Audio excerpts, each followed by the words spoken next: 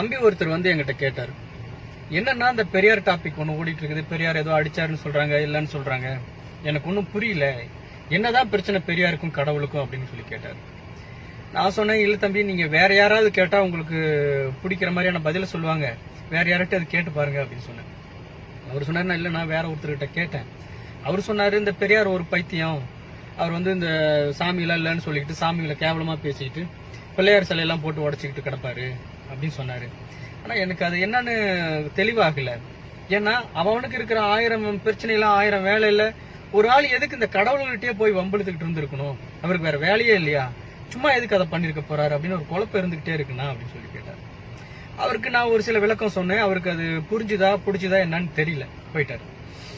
நான் என்ன நினைச்சேன் அப்படின்னா, சேலம் மாநாட்டுல பெரியார் வந்து அதை அடிச்சிருக்கட்டும் அடிக்காம இருக்கட்டும், அது வந்து துக்ளக்ல வந்திருக்கட்டும் இல்ல அவுட்லுக்ல வந்திருக்கட்டும், இவர் வந்துட்டு மன்னிப்பு கேட்டிருக்கட்டும் இல்ல மன்னிப்பே கேட்க மாட்டேன்னு போல்டா சொல்லிட்டு கூட போயிருக்கட்டும், என்ன நடந்திருந்தாலும் இன்னைக்கு 2 வாரம் ஒரு தலைப்பு செய்தியா வந்திருக்கு.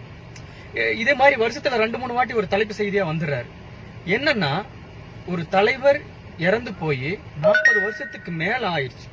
அதாவது அவர் செத்து போன இடத்துல வச்ச தென்னை மரங்கள்லாம் கூட இன்னைக்கு காய்ச்சி அது சாகர கண்டிஷன்ல வந்துருச்சு. இவ்வளவு ஆண்டுகள் கழிச்சும் ஒருத்தருடைய கருத்து அவர் செத்த பின்னாடியும் தொடர்ந்து மக்களால ஏதோ ஒரு இடத்துல விவாத பொருளா உருவாகிக்கிட்டே இருக்கு அப்படின்னா, இதைத்தான் பெரியார் விரும்பினார், இதுதான் பெரியாருடைய நோக்கம் அப்படின்னு நான் நினைக்கிறேன். ஒரு சிலையை நிறுவனதா இருக்கட்டும், அது கீழே வந்து ஒரு சென்சிட்டிவான வார்த்தைகள் எழுதுறது மூலமாவா இருக்கட்டும், இந்த விஷயம் தொடர்ந்து மக்களால் விவாதிக்கப்பட்டுக்கிட்டே இருக்கணும் அப்படிங்கிறது அவருடைய எண்ணமா இருந்திருக்கு. ஏன்னா ஒரு இப்ப நம்ம நினைக்கிற மாதிரி இந்த செய்தியை ஒரு தமிழர்கள் ஒரு 10 கோடி பேர் இருக்காங்கன்னா அதுல ஒரு 1 கோடி பேர் வந்து இந்த பெரியார் பத்தி சிந்திச்சிருப்பாங்களான்னா வாய்ப்பு இல்லை. ஒரு 10 லட்சம் பேர் 1 லட்சம் பேராவது சிந்திச்சிருப்பாங்களா அப்படின்னா கூட வாய்ப்பு இல்லை. ஒரு 10,000 பேர் கூட சிந்திச்சிருக்க மாட்டாங்க. ஒரு 1000 பேர் இதை பத்தி யோசிச்சிருப்பாங்க, என்ன பிரச்சனை இந்த பெரியாருக்கு அப்படின்னு ஒரு கேள்வி வந்திருக்கு இந்த தம்பிக்கு வந்த மாதிரி. ஏன்னா இந்த கடவுள்னாலே கேள்வியே கேட்கக்கூடாது, மதங்களை பத்தி சந்தேகப்படவே கூடாது, இது வந்து எல்லாம் அவன் செயல், அவனின்றி அணுவும் அசையாது, இது வந்து சந்தேகப்பட்டாலே தப்பு அப்படின்னு சொல்லி வளர்த்தப்பட்ட ஒரு சமூகத்துல இந்த பெரியார் வந்து தொடர்ந்து இந்த கடவுள்களை ஏதோ திட்டிக்கிட்டே இருந்திருக்காரு. அது அந்த கடவுள்கள் வந்து தடுக்கவும் இல்லை அல்லது தண்டிக்கவும் இல்லை.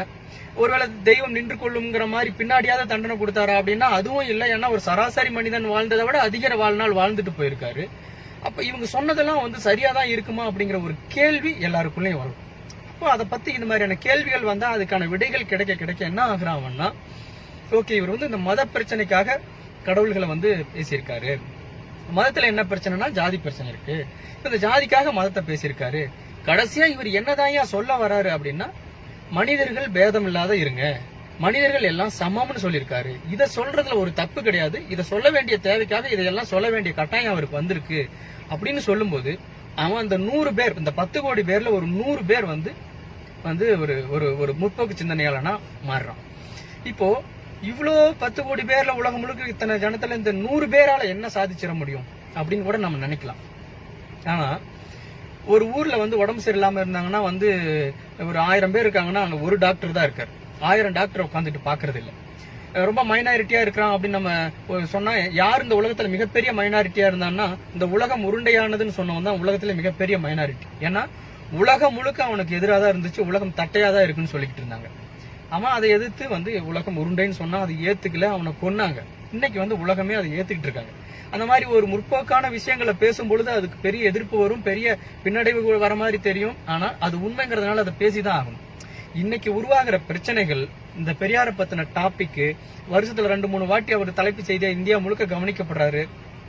அது பெரியாராவது மயிராவது அப்படின்னு சொல்லி வரக்கூடிய ஹேஷ்டேக்கா இருந்தாலும் சரி, அல்லது ஹாப்பி பர்த்டே பெரியார்னு சொல்லி வர ஹேஷ்டேக்கா இருந்தாலும் சரி, அவருடைய பெயர் உச்சரிக்கப்படும் பொழுதெல்லாம் அவர் யாரு அப்படின்னு கவனிக்கப்படுறாங்க. இந்த பெரியாராவது மயிராவதுன்னு சொன்ன ஹேஷ்டேக் தான் இன்னைக்கு வந்து வட இந்தியாவில் வந்து இந்த குடியுரிமை சட்டத்துக்கு எதிரான போராட்டங்கள்ல பெரியார் படத்தை கொண்டு போய் சேர்த்திருக்கு, பெரியாரியுடைய கருத்துக்களை கொண்டு போய் சேர்த்திருக்குன்னு நான் நினைக்கிறேன். அந்த மாதிரி எங்கேயாவது நம்மள கேவலமாவோ அசிங்கமாவோ ஏதோ ஒரு வகையில நம்மளை பத்தி பேசும் பொழுதுதான் நம்மளுடைய கருத்து மக்கள்கிட்ட போய் சேருங்கிறதுல பெரியார் ரொம்ப கவனமா இருந்திருக்காரு. இப்ப நடந்த விஷயத்துல என்னமோ பெரியாருக்கு பின்னடைவு மாதிரி எல்லாம் ஒரு சிலர் சொல்லிட்டு இருக்காங்க. கிடையவே கிடையாது.